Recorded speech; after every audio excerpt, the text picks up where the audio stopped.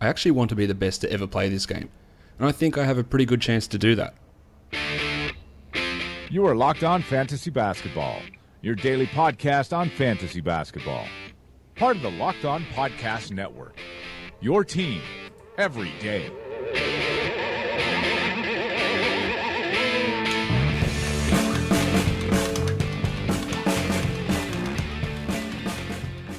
Hello and welcome to the Locked On Fantasy Basketball podcast brought to you by Basketball Monster. My name is Josh Lloyd and as always you can find me on Twitter at redrock_bball, on Instagram the same, and facebook.com/redrockbasketball. We are here today to chat about the upcoming 2017 NBA Draft, and to talk all things NBA Draft I am joined by the Sporting News NBA Draft expert, the host of the Game Theory podcast, and America's #1 Anthony McDonald Tip and Woody fan, Sam Vecenie. Sam, how are you?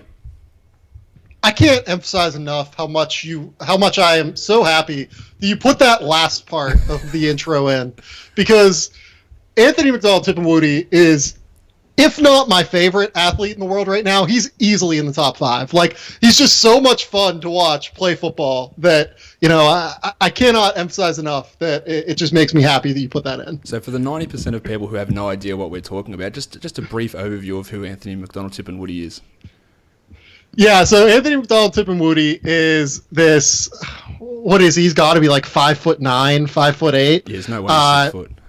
Yeah, no way he's 6 foot. Australian football player who plays for Essendon. Came out of nowhere to play for Essendon last season during their season with a bunch of top-up players due to the suspensions within their drug scandal that kind of took over their club for really 5 years. And then last year the suspensions finally came down.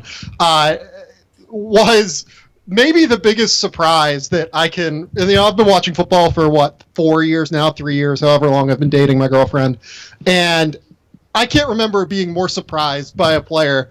And he's just so fun. He's so aggressive, and he can kick straight, and he can, he's just a little like mosquito who buzzes around like every single contested ball, and I love him. It's such a cool story that like this kid who I think he was like adopted by like a family up in, was he a Tassie? Is he from Tasmania, or is he from like the northern part of the country? I can't remember. I'm not sure where he's from exactly.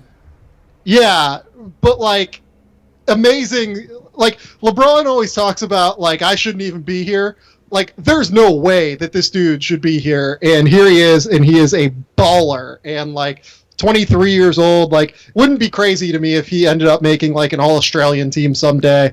I don't know if he's at that level yet, but there's hope, I would say, at some point. But, yeah, awesome player. I could talk about him for 45 minutes on a podcast alone. We'll have to set that up later. Locked On McDonald Tip and Woody. We'll set that podcast up later, Sam, and we can do that weekly if you like. But we are enough of boring AFL talk for the people who have absolutely no idea what we're talking about. Let's talk NBA Draft, and of course you are here to discuss everything that we hope or we think may happen in a couple of weeks' time, and try and break down some of these prospects that are coming in for a draft class that's been, I guess, hyped up for almost 2 years, given the somewhat down level of talent last season, and that was always expected heading into the draft. The way they performed during the season, there was disappointment with that. So we've been hearing about these guys for 2 years now. I'll start off with an overall question about this group. Is it as good as what that 2-year hype has made it out to be, or will there be some level of disappointment, do you think? You know, I'm certainly not disappointed. The way that I would explain it is that we always kind of knew that there was not this Anthony Davis level, like generational superstar, quote unquote, prospect in this draft. Markelle Fultz is coming pretty damn close to that, I think, but not quite there. I don't think he's quite at that level necessarily. And we always knew that it was going to be super deep throughout the lottery. I do think that this draft class is deep into the second round with a lot of really interesting prospects, but from the area of like 12 to maybe like 23 or so, maybe it is a little bit disappointing. Like it does seem like the level of player that a team is going to get in that range is not necessarily quite as high as what it's been in stronger drafts of past years, right? Like, I'm not saying that, it's not comparable to what last year's was. Like, I would still probably take this year's 12 to 23 range over last year's 12 to 23 range. But considering we've been talking about this as being this elite level draft, this awesome draft that, is going to kind of change the perimeter in the NBA, so to speak, maybe the middle portion of the first round is a little bit disappointing, but I think that's kind of, nitpicking and, kind of trying to find something negative in what is overall, I think, an extremely positive group and overall an extremely hyped up group that in the end probably has lived up to the hype, at least by what they've done in college. Now, you talk about that middle of the first round range. Do you think that it's coincidental that that middle of the first round range seems to be littered with big men prospects? And we know that the way that the NBA is going is that big men seem to be marginalized as such. Like, there's guys that become unplayable because of small ball, three-point shooting, quickness, speed, all that pace emphasized. But that area of that draft seems to be is where you got your Collins, your Pattons, all those sort of guys in that range. Is that related? I think that it probably is. The fact that so many of the big men in this draft are projects, really. I think that's probably a pretty fair statement that, the big men group has brought down the middle portion of this draft. And I think you can even say that at the top. The best forward/center prospect in this draft is either Jonathan Isaac or Lauri Markkanen, depending on who you talk to. Or like if you want to call Jason Tatum a forward or like a big, we can call him that, but he's more of a wing to me. The fact that so many of these guys have holes in their game, the fact that so many of them are developmental prospects like Jared Allen, Ike Onigbo, Zach Collins, even to an extent, all of these freshmen big men, TJ Leaf, that have holes. I do think that it's brought down the middle portion of this draft. I don't really have a lot of those guys in my middle tier rankings. Like I have players like Jawan Evans and Justin Jackson, and I'm trying to think off the top of my head. Like I have OG Anunoby and Donovan Mitchell in that group. I have some of the other guys. Luke Kennard, I think, is another really good example of a guy that I have in that group that I've moved up. Shemi Ojeleye is another guy that I've moved up more toward that group as the draft process has gone on, because like you said, there's just not enough value for big men in today's NBA. I don't see a ton of teams that need them right now.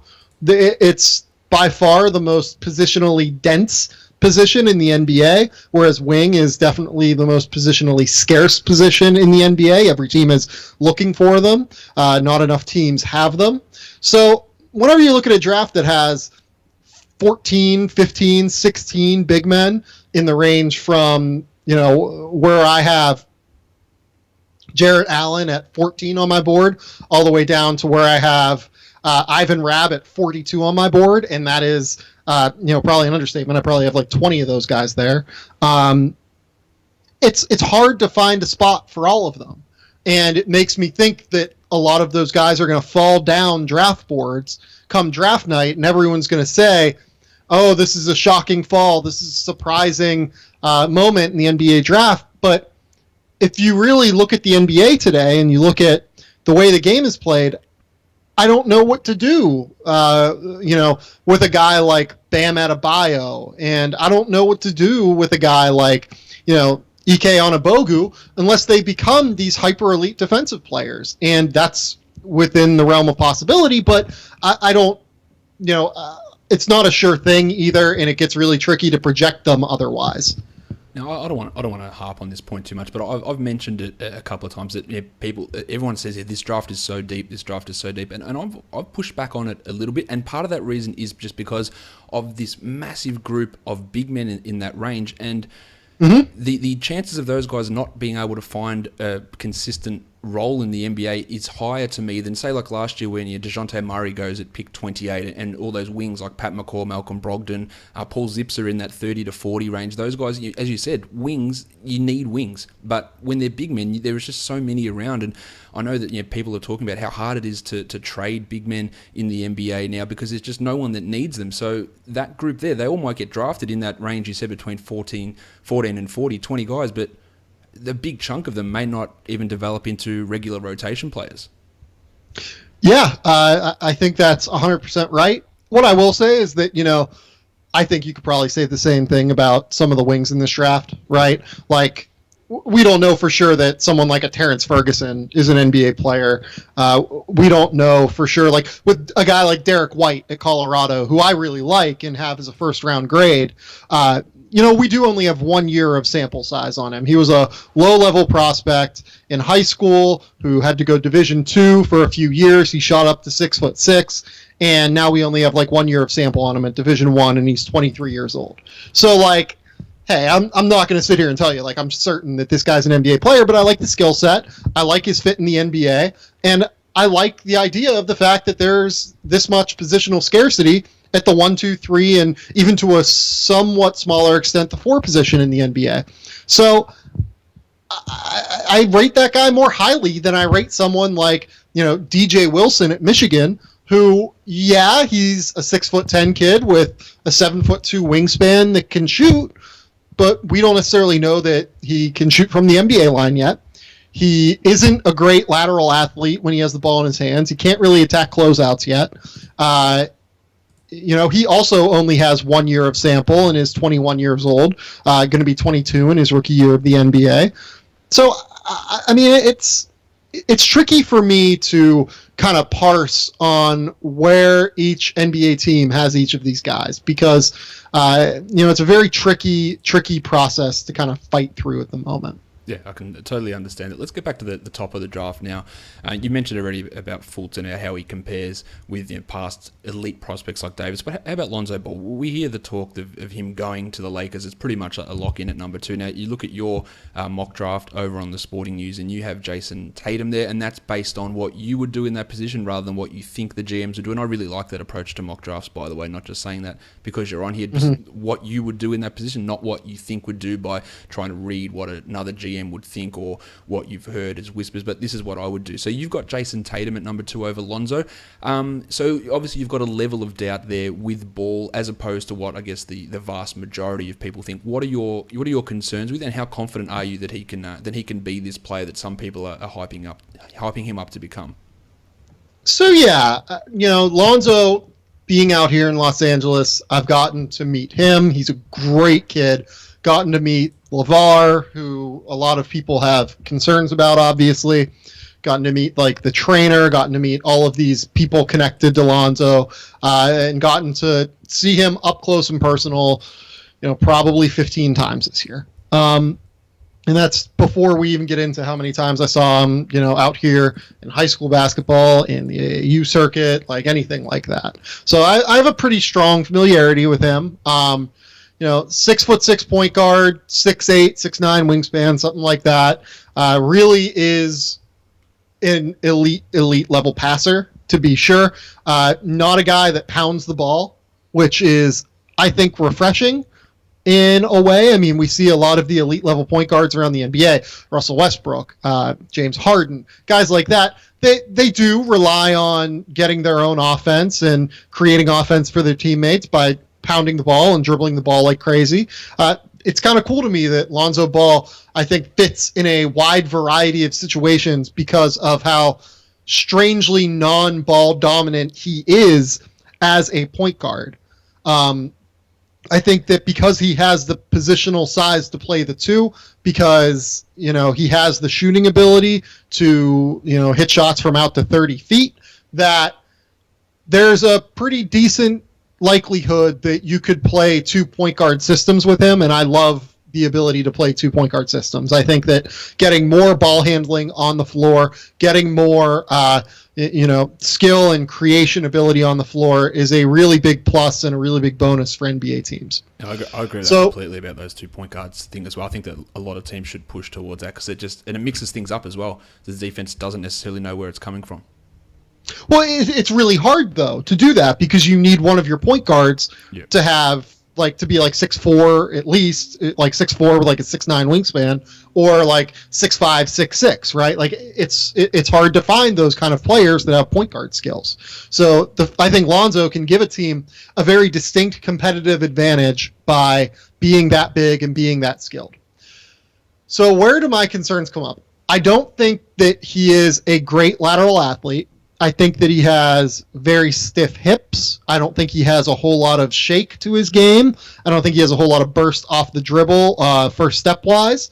I don't think he is... I think he's still a relatively rudimentary ball handler, to be honest. A lot of people have talked about him being able to just create offense and be fine, but in the NBA, I don't know that it's a sure thing he's going to be able to do that. Obviously, I have the same concerns as everyone else about him dribbling to his right and pulling up for a jump shot, given the fact that he brings the ball all the way across his body to his left side. He's a left eye dominant shooter. Shoots it really from that side of his face. That's not crazy uncommon. I mean, Kevin Martin is a shooter that brought the ball all the way across his body. Kevin Durant is a left eye dominant shooter that has obviously figured things out, if the finals are any indication. It's not insane, but Lonzo's is a little bit more exaggerated than most people's. And, I've talked to the family about it. I've talked to Lonzo about the shot. They don't really want to adjust the shot at all. And I don't blame them, given his success going to his left. To be honest, I think he's going to be a better shooter from the left side of the floor than what most players are. But going to the right, I think that defenses in the NBA are sophisticated enough, if he has the ball in his hands, to force him that way. And I will be interested to see how that goes. Basically, and then that's the offensive side of the ball, where I have my concerns about him basically not being able to be an elite level scorer. And in today's NBA, if you look around, all of the best guards, really except Chris Paul, have the ability to get elite level scoring, right? Even John Wall has turned into that elite level scorer. I don't know that I see that possibility with Lonzo. Defensively, he has a lot of really interesting tools at 6'6" with relative length for the position, but not great at the point of attack, again, because of the stiff hips, because of the lateral quickness issues.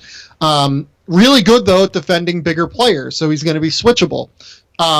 How you kind of parse that out in terms of his defense, I think it's kind of a wash. I don't think he's going to be, this major plus on that end. I don't think he's going to be a major minus on that end either, because he's going to be so easily hidden.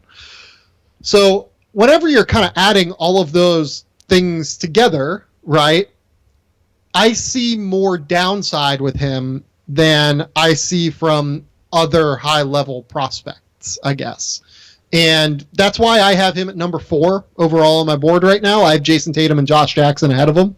I think both of those guys are, surefire starters in today's NBA, just given the lack of positional depth at the 2, 3, and 4 positions, given the way Jason Tatum can get his own shot at any time, which is an incredibly valuable skill, in today's NBA from the wing position. Josh Jackson is the only player in this draft that you could throw into an NBA game right now and would look totally competent, I think, and would look totally fine. And I think there's a lot of value to him being able to step in and be a useful player immediately. With Lonzo, I think there are just more questions. And I tend to be risk averse in my draft evaluation. I would say that Lonzo has a much higher ceiling than basically anyone in this draft other than Markelle Fultz and maybe Dennis Smith, but probably just Markelle Fultz. But the fact that I also account pretty strongly for what could be negative aspects of games, I think that's probably why I am slightly lower on Lonzo than what the rest of the general consensus is. Even though, again, if you told me in 10 years this guy is an 8-time All-Star who has developed into a borderline franchise player, I would not be surprised. I don't think that would be totally out of the realm of possibility, but I think that there's a lot more downside to his game than what has been portrayed. I think you articulated all the thoughts that I've had about Lonzo, and I've mentioned them in passing on the show over the last couple of weeks. That I think he'll go number 2, but I'm just not sold on him being that number 2 guy. Yeah. He does have that upside, but everything that you said there, it articulates my basic thoughts on that issue as well. And I just want to quickly flick it to a fantasy point of view, because I do all these translations from all these guys' stats to how they would all look if they played 30 minutes in the NBA in a team-independent setting. And out of the top guys, Lonzo actually comes out as the number 1 fantasy guy for next year, but I would still, over the long haul, if I'm taking in a fantasy dynasty draft, I would still take Fultz. But Ball is the guy that if, say, Fultz and Ball both played 30 minutes next year, our numbers at this stage look like that Ball would come out slightly as the better fantasy guy in year 1. So that is interesting to me that he came out that high, but it doesn't change my opinion that I still think that Fultz is the better player out of that group. Now, you did mention... See, can I actually stop you there? Because I think that's really interesting. I mean, all of the advanced analytic translations think Lonzo is by far the best prospect in this draft. Yep. The reason that I am hesitant on those in his particular case is that he played... So, like, everyone is projecting him as a point guard, right? He played off-ball a lot at UCLA, and, maybe he will play a lot off-ball as an NBA rookie as well. But... an inordinate amount of his points came off of cuts, like to the basket in off-ball situations. Like he would accept a pass and dunk it like on an alley-oop, or he would jump and, accept a pass, jump and throw it down the rim. Really good athlete jumping off of 2 feet, but not a great athlete jumping off of 1 foot. A lot of what he did last year scoring the basketball was created for him. Or at least more than what happens for other lead guards. And that is a little bit scary for me in terms of translation. Like the fact that he has a 70% 2-point field goal percentage and a 40% 3-point percentage, I think is a stat that has been thrown around or something like within that realm. The reason that the 2-point percentage is so high is that he has no in-between game, and a lot of his offense at the rim and a lot of his offense within the 2-point range was created for him. And again, like I don't know that that's going to translate immediately. I don't know that it's going to translate at all. I think it's kind of difficult to say that it will or won't.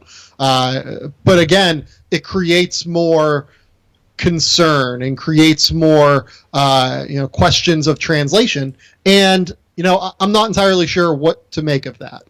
Yeah, no, I think that's all fair enough, and that's again part of that doubt that is associated with Ball. Now, you mentioned high upside later on, and we'll get to Philadelphia's pick now, pick 3. Now, a couple of weeks back, I said that I was thinking that if I was Philly, I would take Dennis Smith in that spot, and I'm really starting to lock in on Smith being that guy that you would take up that high. Now, I know you don't have him that high on your board.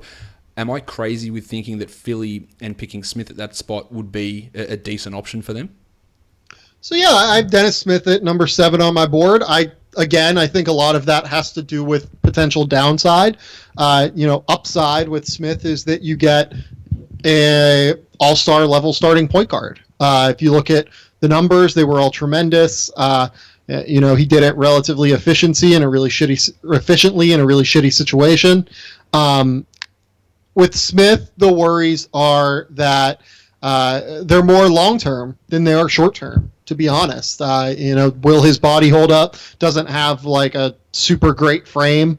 Doesn't have, a whole crazy amount of strength. Obviously came off of a knee injury in his senior year of high school, where I was there at Adidas Nations when he tore his ACL. He can be a little bit hard on teammates, I think, is a fair way to put it. I was trying to kind of find the right words there. There are some concerns about coachability in some ways, but again, he was stuck with Mark Gottfried, and to be honest, I might take Dennis Smith as a coach over Mark Gottfried. A lot of his concerns are easily explained by the situation he was in and by, getting medical reports that we don't have access to.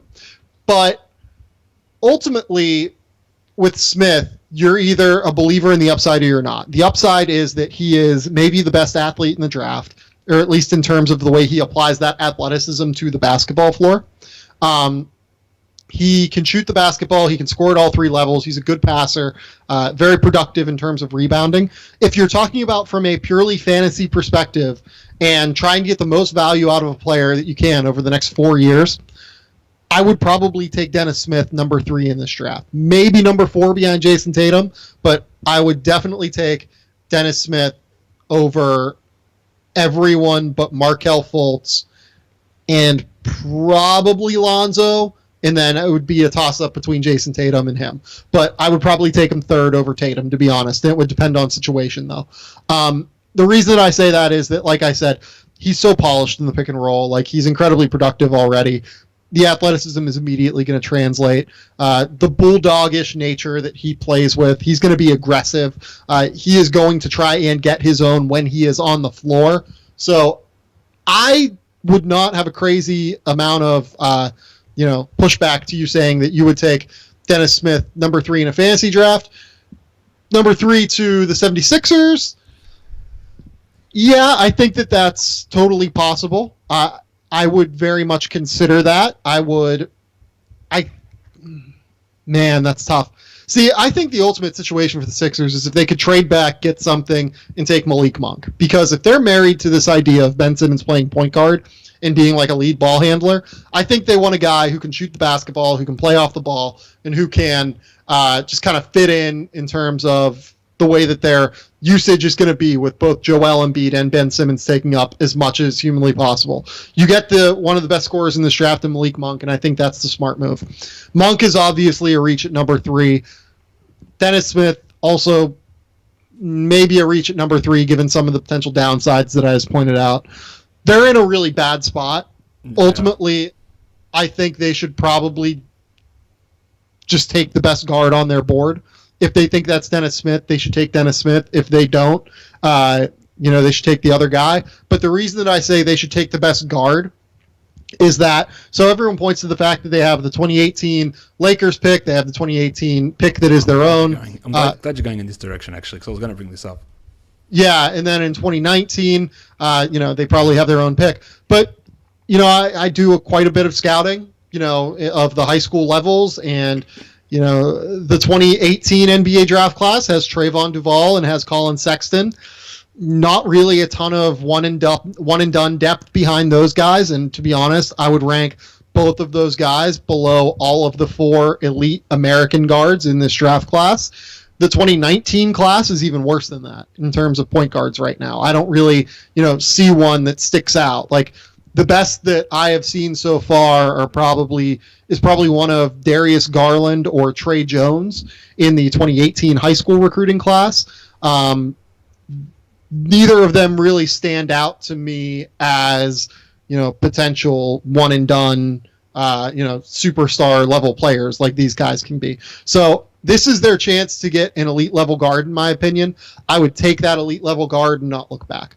Yeah, but sorry, that's part of what I think as well, is they just need this guard. They know whether that's Smith or Monk, and whether they can trade back and get them, then that's fine. But you're getting one of these other big men, and then having potentially 2 top 5 picks again next year, and then just in the same boat and just keep loading up on big men and never solving that backcourt problem when they do have that opportunity. And even though it might say, this is a reach, but in the end, like, who knows who ends up being a reach? Like, it might be you just need to take this gamble and go for that. But there is a couple of options for them. You mentioned Monk. He could play as that, I guess, pseudo point guard in Philadelphia, but could on another team. I've heard people say that he could maybe work on his ball handling and his pick and roll work to become a point guard and a lead ball handler. Do you see that with him at all? Yeah, his representation is really trying to sell that on people. Yeah. There's no doubt about that. Ultimately, I think he's going to be more of an off-ball player who can create his own shot and,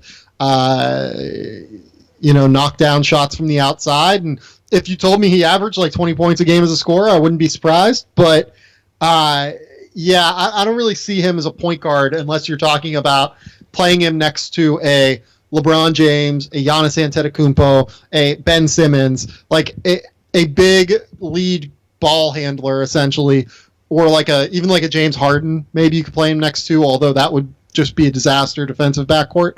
But like that's the kind of point guard that he is, in my opinion. And there are certainly situations where that works, but I don't think that he's going to be the guy that like is your lead ball handler initiating offense for you every time. I think that he's going to be best off running off of screens, trying to create separation, and getting his own shot off.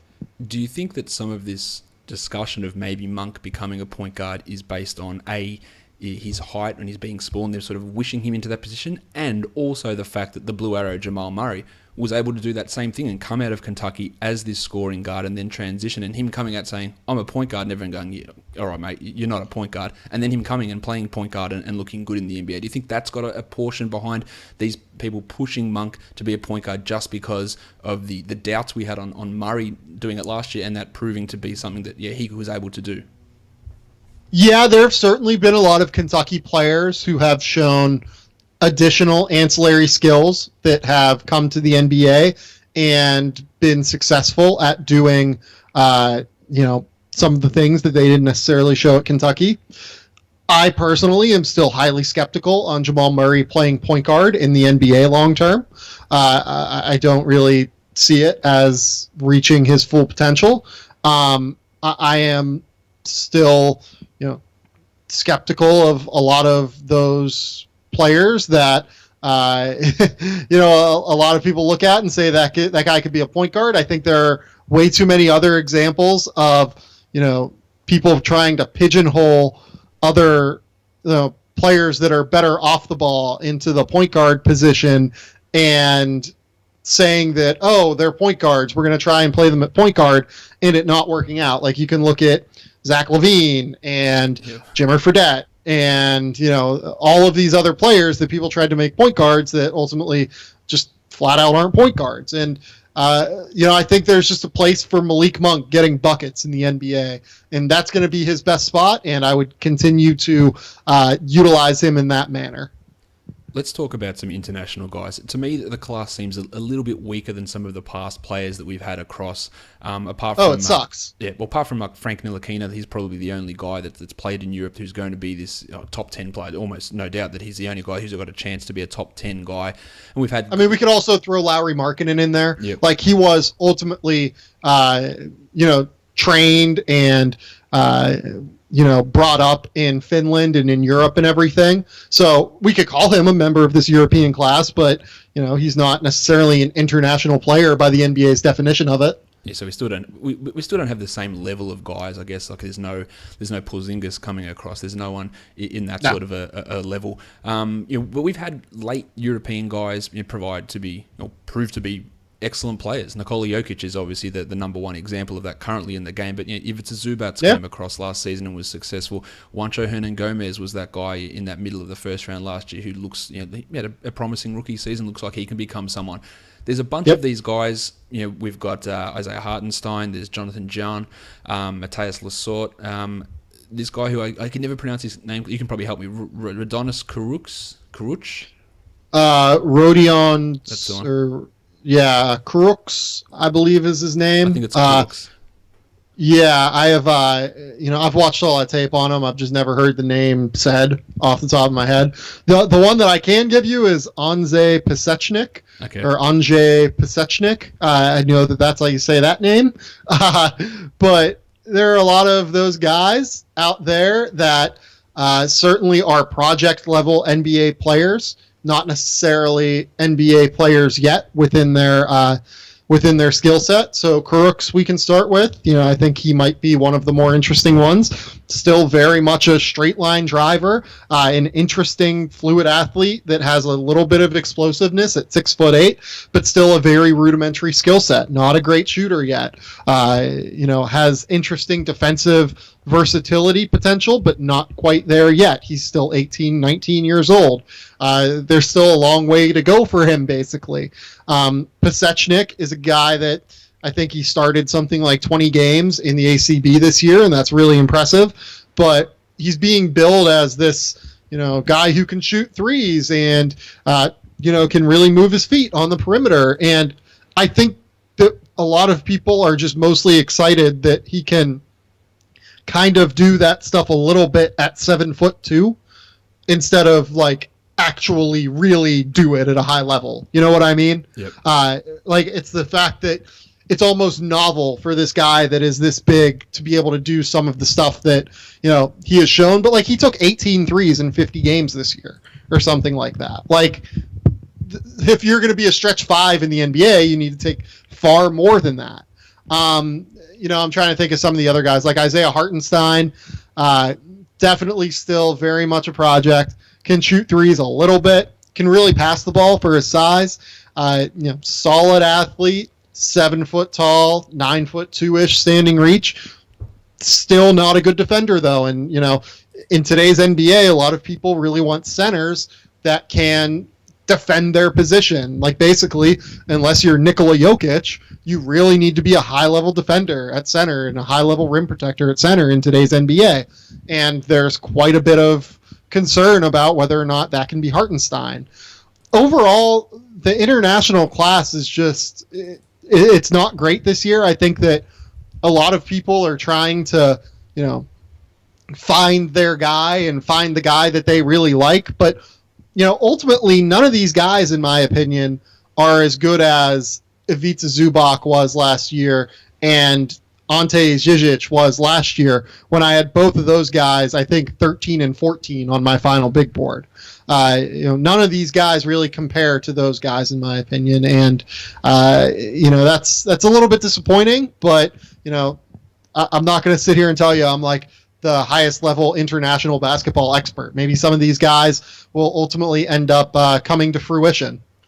The most interesting guy to me, just from a purely fantasy point of view, is Hartenstein, because as I was talking about earlier, doing these team independent per 30-minute projections, Hartenstein comes out as the number one ranked fantasy rookie out of all this class, mainly because of his high rebound rate, high steal rate, pretty decent block rate, and then he's hitting, you know, potentially half a three to a three a game. So all that stuff really helps for fantasy, but his deficiencies on the court, and I say this all the time on this podcast as well, they can come on the court and they can put up stats, but they actually have to be good enough to get on the court and stay on the court. And I think that could be the problem with him. But if he does find that role, then his numbers, they all translate really, really well. But as you were saying, the defensive stuff, the rawness, there's a long way to go for him. But he was the most interesting name that when I did this, that he came out as number one. I thought, okay, there's something that's got to be looked at here, but can he stay on the court? You know, for example, the top two guys in this projection last season were Zubats and Denzel Valentine. And you know, we saw Zubats come on at the end of the year. Valentine obviously had his struggles with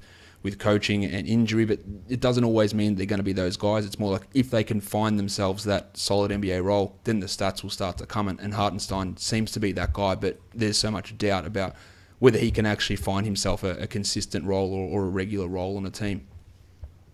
Yeah, I think that if you were making me pick one guy of this international group that I think could make an impact in the NBA next year, it'd probably be, and this kind of we'll throw out Ntilikina for this, even though this guy might even be able to make an impact a little bit quicker than Ntilikina, would probably be Matthias Lesor. You know, he's at least physical, he's big, he's NBA ready in terms of dealing with the physicality that's involved. Good athlete, moves his feet well. He'll be able to get on the floor and rebound and defend and do like kind of all of that stuff that goes along with those positions. If he snuck into the end of the first round, I don't think I would be surprised by that at all, to be honest, just for a lot of those reasons that I kind of just said. But again, like not a, you know, crazy developed offensive game. He's going to be a rim runner, going to be a, you know, off ball cutter to the rim that, you know, maybe plays that short corner, or maybe plays, you know, as a center and as an undersized center in pick and rolls. Like, you know, there's just not like a one guy that I look at. Like, there's no one that I'm super excited about as a, you know, as an international player potentially having a ton of fantasy impact. And I think that one of the reasons for that is that we kind of hit a bubble over the last like 5 or 6 years of international players declaring within the first year that they can declare, instead of like waiting until they have like a great year. Like the one and done idea has kind of trickled down to the international prospects almost, in a way, where like Zizic Zubats, quite a few examples of guys like that over the course of the last few years. They're not really waiting for their breakout, even though Zizic kind of did break out last year a little bit before even stepping it up this year. A lot of those guys aren't really waiting. They're just declaring for the draft and going with it. Like Kuroks, Isaiah Hartenstein, Kostya Machidi, a lot of these guys are super, super young still, and they're not quite ready yet for the NBA, but because they're in the draft and because NBA teams won't have to pay them immediately, it makes sense for teams to select them and stash them overseas and just kind of see what happens. So I'm not super excited about any of these guys making an immediate fantasy impact, but I don't necessarily think that makes them bad selections for NBA teams either. Do you think it's fair to say that the best international player coming next season will be Zizic? Yes, to me, that's not even a question. Yeah, I really, a lot of people are really excited about Yabusele as well. I'm not necessarily there. I had him a little bit lower on my draft board pre-draft. I think I had him at like 38 or so. Considered him to be a little bit of a reach by the Celtics at number 16. Zizic, though, has now shown at the Adriatic League level, at the EuroLeague level, at the one of the higher, domestic league levels, that he can step in and basically play as a, rim running, tough physical rebounding center in just about any league in the world, I think. And he's going to be like a 20-minute per game player for the Celtics next year at least. Like I am, I'm pretty high on him being a really, really high level addition to them. And, again, I had him, I think, at number 13 on my final big board going into last year. I think that, he's a really good prospect. He's a really productive player, and I tend to value a lot of production. The other thing that is important with Zizic, I talked about is Zubats and Valentine being my top two guys last year in the projections. I think Zizic was third, and he's right up there, and I'm with you completely. And I believe that some of the stuff that he's done over in the Adriatic League, it's only been close, or the stuff that he's done, the only players who have come close to that have been Jokic and Nurkic. So he's in pretty good company with the production and the way he's been able to play. And I'm super pumped for him to come across. He's got a good fantasy game. He's in for, as you said 20 minutes for the Celtics. I could see him with the front court position there next to Horford. Is Amir Johnson going to be back? Is Kelly Olynyk going to be back? Will Tyler Zeller be back? There's so many openings there that he could come straight in and even by the end of the year be playing more than that. And I think he's going to be really interesting to see how he comes across. Now, he was a guy that was stashed much like Yabusele. Are there any players out of these international guys who have said or have indicated that they will be willing to not come across? Like Zubats, one of the reasons he fell to the second round is that he didn't want to stash. He was going to come over straight away, so a lot of teams didn't want to use that first rounder. Are there any players who have said, we're definitely going to be in the draft, but we're going to stay across? I have not seen anyone yet that has said that, but I think it's also worth mentioning, like last year, Zizic said that he was going to come over immediately too. Yep. A lot of this is going to be, a negotiation between agent and, team whenever it comes time to select the player. I think that Kuroks is probably a pretty good example of a player that should be a stash. I just don't think he's ready yet. Arnaldus Kolboka is a guy that I'm really high on, I think, compared to the consensus. I think that he is a great candidate to stay overseas. I have not seen anything in terms of Pasechnik. I have not seen anything in terms of Hartenstein. Hartenstein, was born in Oregon. His dad played at, I believe, the University of Oregon. Met his mom. His mom is American. It would not be a surprise if he would want to come over immediately. But again, I think he would probably be better served by staying overseas for one more year. It's all going to be a give and take after they're selected. We'll see. Larry Markkinen, we've talked about him a little bit, and his elite shooting, like the stuff that he was able to do for Arizona was pretty historic in terms of his shooting ability. But there are obviously concerns with him. The immediate comparison is always, probably the lazy comparison is always Dirk Nowitzki, but we can eliminate that straight away. Defensively, how much of a struggle is it going to be? Is it going to be Enes Kanter-like, where he just can't play at certain times? Is it going to be that bad for him? I don't think it's going to be that bad. Like, he is far more mobile than Kanter. Like, he has way, way better feet than Enes Kanter has. But where I come into concern with him is that he doesn't really use his hands all that well, isn't disruptive at all defensively, not a great rim protector, obviously, not a great vertical athlete necessarily. And in today's NBA, it's really hard to play the center position if that's going to be the case. Now, I do think that statistically, there is reason for optimism. Arizona plays a hyper-conservative defensive scheme that always kind of ends up being lower in steal rate and always ends up producing big men that end up being lower in these rate statistics. Like you saw it with Aaron Gordon, for instance. It was a huge concern of Aaron Gordon whenever he was selected in, what was that, the 2014 NBA draft, I believe? Yes. People were like, he has these block and steal rates that are incredibly low. These are really bad athletic indicators in terms of the way that you use your athleticism on the floor. I mean, anyone that watches Aaron Gordon play realizes that he utilizes athleticism on the floor. These indicators are always extremely context dependent. And, with Markkanen, I think there is reason to suspect that they are slightly artificially lower than what they normally would be.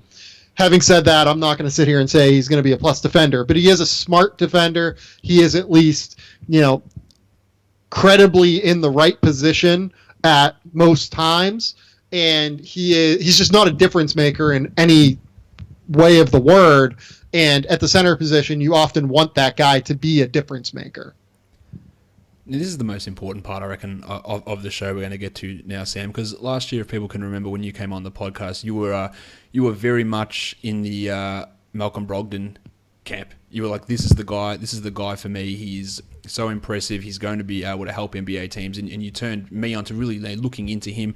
And, I was, through August and September, I was really pumping him out to the people on this show. Like when Chris Middleton went down, I went, Brogdon's the guy. Brogdon's going to be this guy who's going to have an impact player. You turned me on to him. I saw what he did in Summer League. So my next question to you is, who is the guy that you are higher on than most people, that you have this maybe not going to be as predictive as what you were with Brogdon's performance, but who's that guy to you that's perhaps end of this first round, start of the second, that you think that is your guy that you are higher on than most people? I think that my guy is probably Jawan Evans out of Oklahoma State. I have him at number 15 on my board. I just believe in his ability to create separation as a point guard. Just full stop. Having said that, he's going to be very dependent on where he goes. Is he going to be a backup? Is he going to be able to get 20 minutes a game? Offensively, I have no concerns that he could play 20 minutes a game in an NBA game right now. Like, that guy is incredibly polished in the pick and roll. He is extraordinarily quick with the ball, has elite level ball handling ability. He's going to be able to create separation on NBA teams. And in the NBA mid-range spacing game, I have no concerns that, he's going to be able to hit those floaters that he's shown, and he's going to be able to, create plays for teammates. Where the concern comes in is he as good of a jump shooter as the, as the percentages indicate? I think he was right around like 42% for his career at Oklahoma State. I don't necessarily know that I buy him that much as a shooter. And then defensively, just being 5'11", he does have a 6'6" wingspan, which I think will really help him. But there are concerns nonetheless there in terms of the way he's going to be able to get after it defensively. Having said that, he was the point guard on the number one offense in the country last year in college basketball when he had no other NBA talent on his roster, and that is incredibly impressive to me. He is just so able to dominate the ball and so able to create efficient offense for him and his teammates that I just see that skill translating in some capacity in the NBA. I think that more than, there are similarities between he and Chris Paul in the way that they play basketball, but to me, he's more of like a Ty Lawson type guy who is going to be a jitterbug offensively, who's going to get in and out of the lane, going to be able to knock down threes at a reasonably high level, and going to be able to lead an offense, to a really, really high level of efficiency. I'm glad that you said him because, as I've referenced plenty of times, I've got this list of these projections, and to see the guys at the top, like talked about with Valentine last year and Hartenstein this year, to see those guys up that high, but then to have you say also this is a guy I think can be a player and have them portioned in that really top 10% of that list is encouraging, and he is up there in terms of his statistical translations and fantasy translations, and you talking about the way that he can contribute to a team and help a team, that does make him one of those guys who can be that player that I guess you've got him much higher than everyone else and can be taken later and can become that guy that surprises some people. So he is a name for everyone to keep an eye on. But on the flip side, what about someone that you're not as sold on as what other people are, as what consensus draft rankings or draft boards or mocks might have that guy? Who's a guy that you like, you might have him 10 spots later, but you know that in majority drafts you're just never going to pick him? For a while, it was probably Justin Patton, but I think a lot of people have kind of caught up to me on that one. I mean, maybe I kind of hate saying this because I really like the kid. I have TJ Leaf at number 25 on my board. I feel like that's not super out of whack compared to where Ivan Rabb, another one. I have him at 42. Some people have him as an end of the first round pick. Let's see, Frank Jackson, I have at 43. Some people have him as an end of the first round pick. I don't think there's anyone that I'm super hyper low on. I mean, maybe it's the Frank Jackson, Tony Bradley, Ivan Rabb group that I have 42, 43, 44 right now. And some people have them as first round picks. But, again, for fantasy listeners, I don't think anyone is expecting those guys to come in and contribute immediately. They're more long-term plays for the team that selects them. So I don't think there's anyone. Maybe Ike Onobogu. I have Ike Onobogu as an end of the first round grade versus some people who have him near the lottery right now. I'm just not high on project bigs that haven't yet shown any modicum of production. Jarrett Allen is a project big man, but Jarrett Allen also dropped 16 and 10 in Big 12 play last year. I'm going to kind of run through Bam Adebayo is a project big man, but Bam Adebayo also dropped 15 and 9 in the SEC last year. Justin Patton is a project big who, again, I'm still probably lower on than a lot of people, but he was 13 and 6 in 20 minutes a game for Creighton last year. With Ike, he was 4 points and 4 rebounds in 20 minutes a game last year. And I haven't seen anything within his skill level. And, we can talk about the fact that he is 6'10" with a 7'6" wingspan, 260 pounds with 5.5% body fat. That guy is going to be physically ready for an NBA game immediately. But I don't see anything in the skill set that makes me think he has a whole lot of game. He's a 4-foot-in finisher. He's not a super quick athlete. Steven Adams, I think, is a guy that has really, really high level quickness for a 7-footer. I don't really see that with Ike. I think that there are long-term injury concerns given the fact that, I can't remember a year being out here in Southern California where he wasn't injured at some point of the year. 250 pounds at 18, 19 years old is scary to me at 5% body fat because it makes me wonder, if he gets paid, and takes a little bit of time off of his conditioning, could this end poorly and him kind of balloon up a little bit? He's a tough one, I think, for a lot of people because of the fact that, his defensive potential is so high. He could be a nice little low usage defensive player, but I just don't see the skill level that I would like from a lot of these potential role player bigs. That sounds good to me. Now, you did mention Ivan Rabb. How big of a mistake did he make not coming out last year when all the talk was that he could have been a top 10 or at least a lottery pick last season? And now he's fallen. You said you've got him down in the 40s. That seems like it's a pretty big miscalculation in terms of his draft value from last season.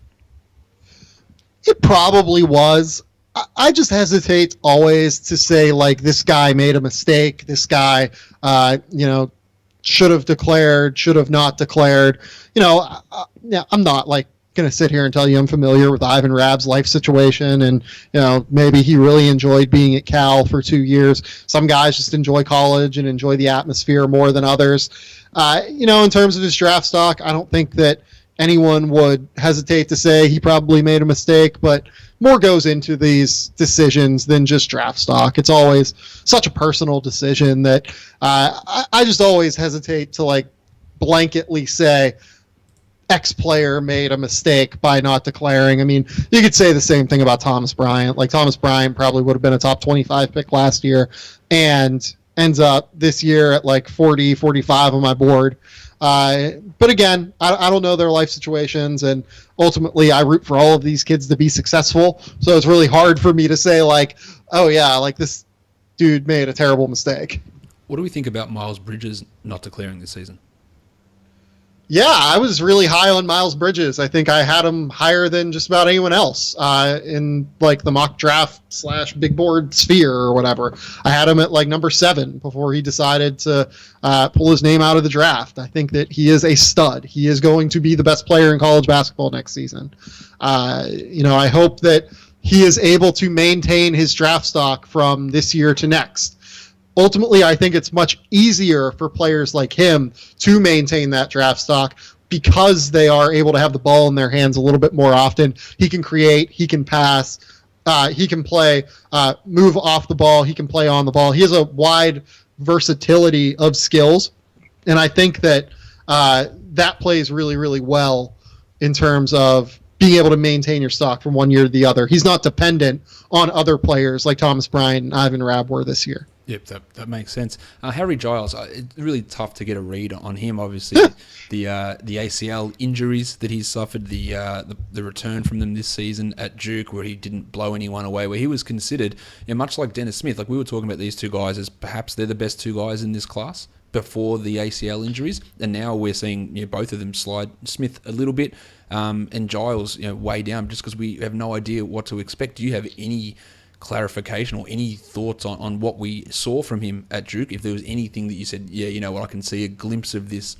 pre-ACL domination returning, or is it just a case of a young guy cut down by multiple knee injuries? What's your guess on that? I'm worried about it. I think that having those 2 ACLs at that age and I didn't see a huge amount from him for me to say I think he's all the way back. I'm concerned. Your guess is as good as mine, man. Okay. Let's be honest. He's played 300 minutes over the course of the last 2 basketball seasons. Essentially, missed all of his senior year of high school. Missed, all but 300 minutes of this year at Duke. Those are 2 incredibly important developmental years in a player's trajectory and career. There were times where he would flash, some of the elite level quickness that everyone liked and hoped to see from him in his freshman season at Duke. It was all too far and few and far between, though. I can't really tell you whether or not it was all tentativeness. It was all that his athleticism has been irreparably damaged by the injuries. Is it, the fact that he missed the preseason and just never got up to par with what Duke wanted him to run? There are too many variables, and I don't have my hands on the medical reports to tell you, this guy's knee, everything is structurally sound. It's all about him getting to the point where he is confident and he is no longer tentative. I just don't know, and ultimately I think that kind of makes him the guy that no one really knows what to do with in this draft. I think some people, you could say, the Pistons should take him at number 12, or you could say, his knees are screwed and no team should take him until like number 40.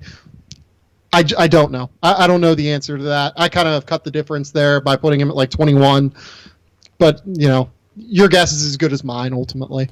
I can see maybe a team with multiple first-round picks taking that second chance on him and saying, well, it's not our only first-round selection. Let's see if it pans out. It could be a fantastic pick. If it doesn't, then we haven't burnt our only first-round selection. So maybe a team like the Blazers, who have got those 3 first-rounders, although they're not going to use all 3 first-rounders either this year, or they're not going to bring all those guys over, but they could easily take that second pick, and they've got those picks in that 15 to 25 range where those 3 are anyway, so they could grab him with, say, the second one of those picks. I could see that being a more realistic opportunity or realistic situation, just to see and go, this is a lottery ticket. If it doesn't work out, then we feel bad for the kid, but we haven't wasted our only shot at a guy in this draft because we've had multiple cracks at it. So that's how I see that going. But it's really one of those situations where we just have no idea how it's going to play out, but it is one of the more intriguing ones to see how it goes over the next 3-4 years, I think, with Giles, because the potential is through the roof if it hasn't been irreparably burnt to the ground by those unfortunate knee injuries. Now, go ahead. It's a tough call, man. Yeah, it's really bad for the kid, and you feel bad for him that he had all this world at his feet, sort of, he is going to be this guy, and then cut down by these injuries. It's no one ever wants to see that sort of thing happen.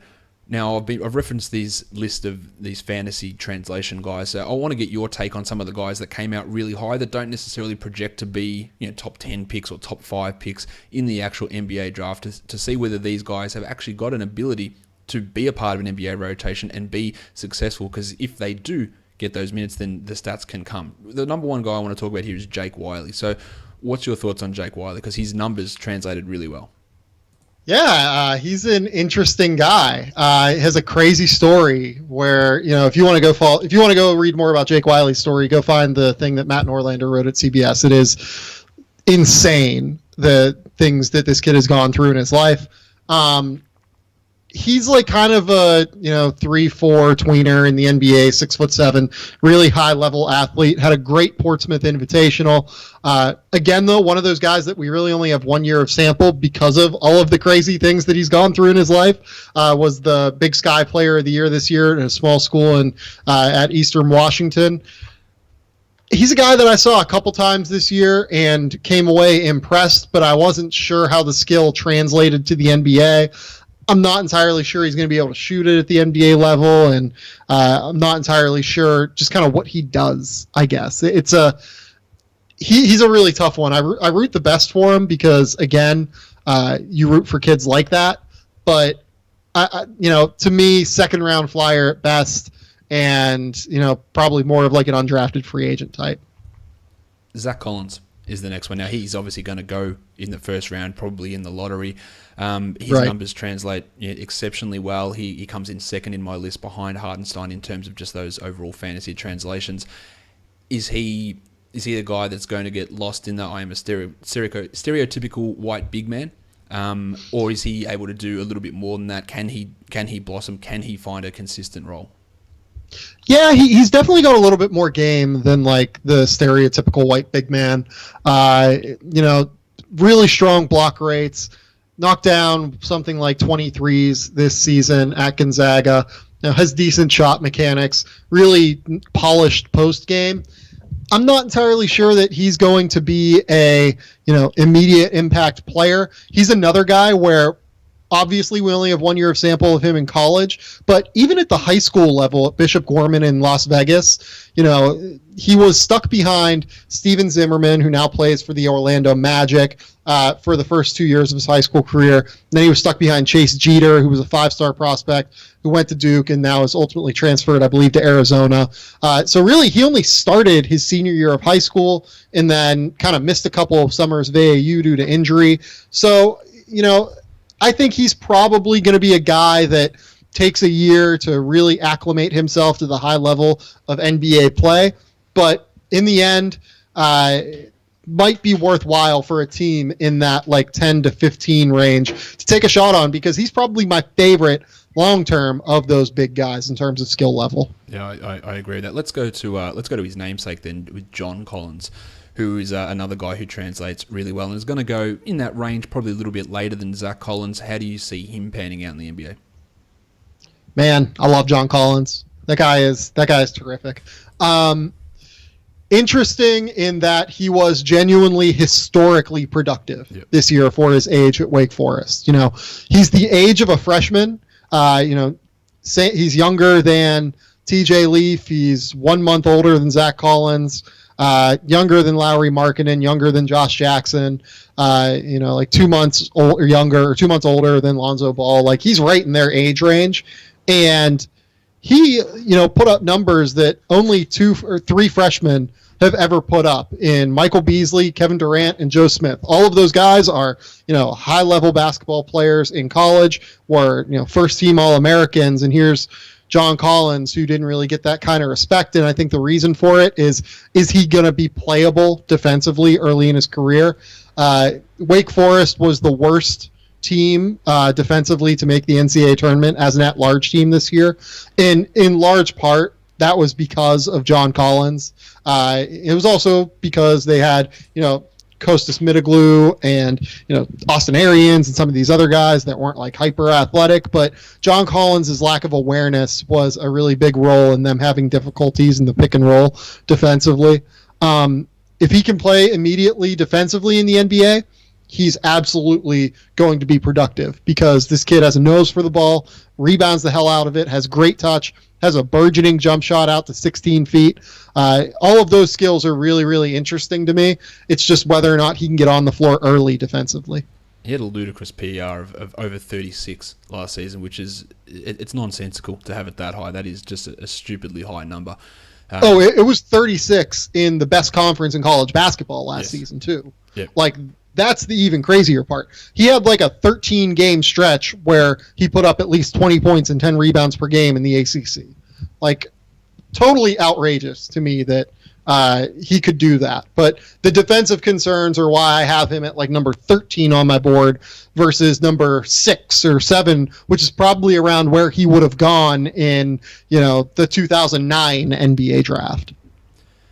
Jordan Bell, the forward out of Oregon, another guy that translates well. Is he a guy that he's probably going to be a second-round pick? Could he find himself as a rotation player? Do you think that he's got NBA talent?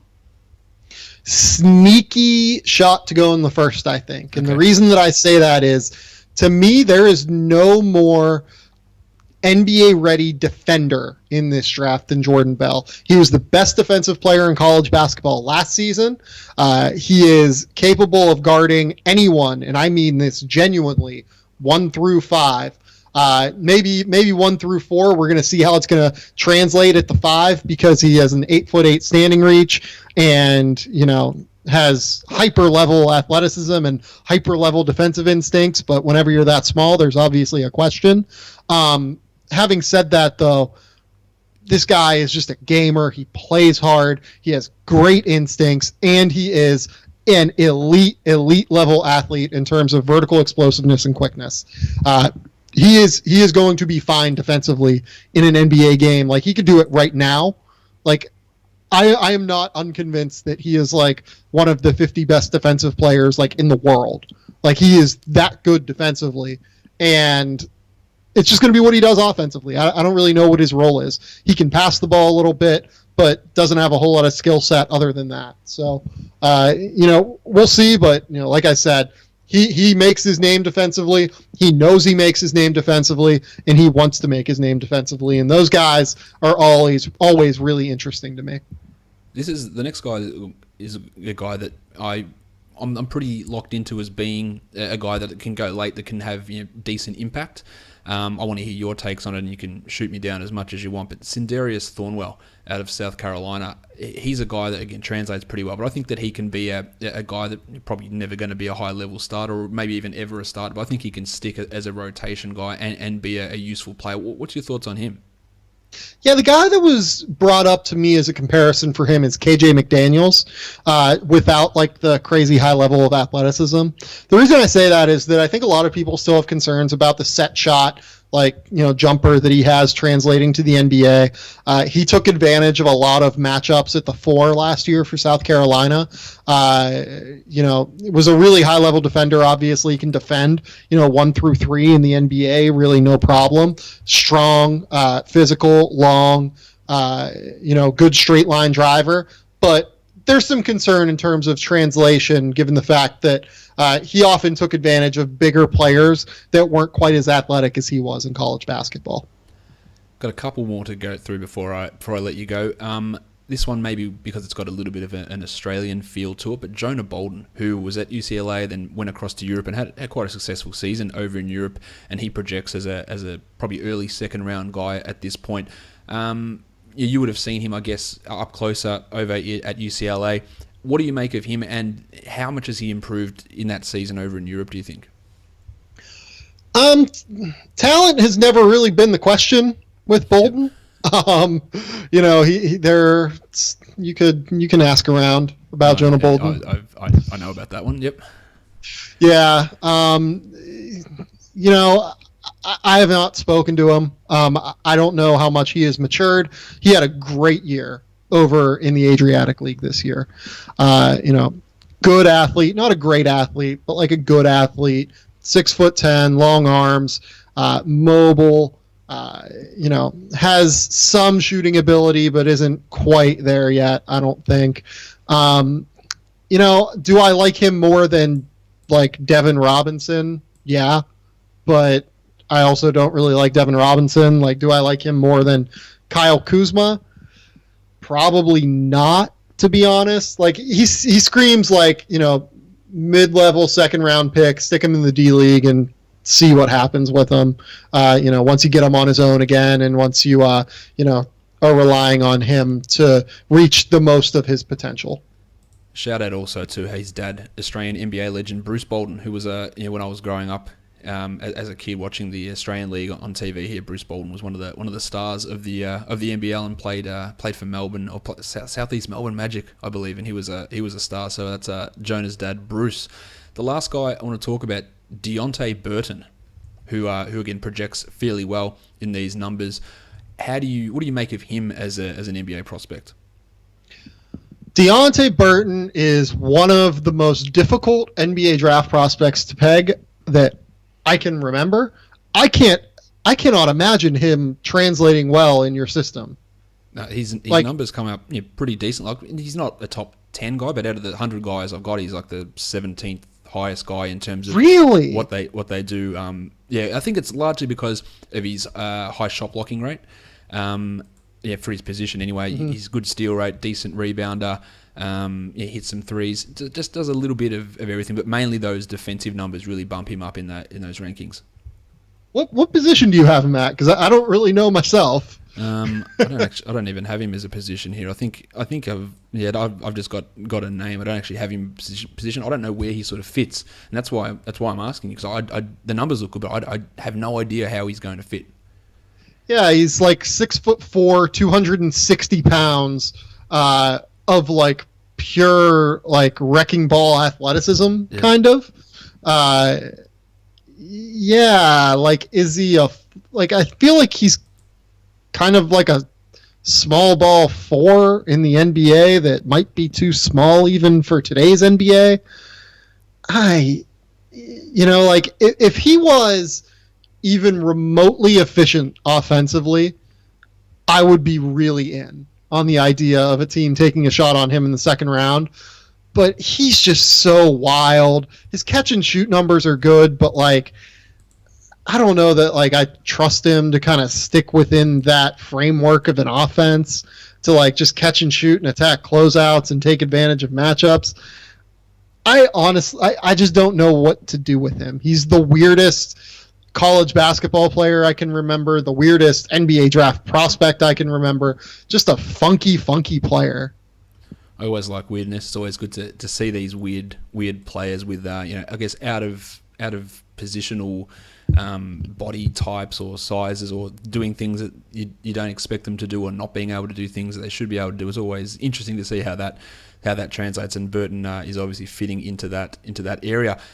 Sam, I reckon I've taken up enough of your time today to go through as much as we can here on the NBA draft. So thank you for coming on and chatting all things NBA draft. Now, just give everyone a reminder, if they're not following you, where they can follow you on Twitter, and what you've got happening, written words, audio stuff. Just plug all your stuff.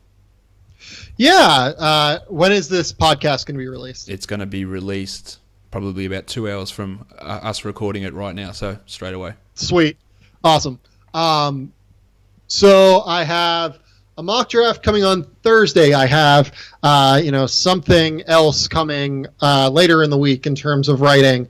I have my podcast, the Game Theory Podcast, which you can subscribe to on, iTunes, SoundCloud, whatever audio podcasting platform that you use. You can find me there. On Twitter, you can find me at Sam_Vecenie. If you are Australian and listen to this podcast, I will probably be bitching about Essendon at some point in the next few weeks. I hope that you are willing to live with that. It's great. It's a great time of year. It's a great time for the NBA draft. It's a great time for sports. And hopefully you guys can come along for the ride. I will make sure I send you an Essendon-related tweet when the Bulldogs take them on, and hopefully get the victory. I'll definitely remember you at that time. All right, to Sam, thank you once again for coming on. All right, thanks, Josh. We are done here, guys. Thank you so much for listening, everyone. See ya.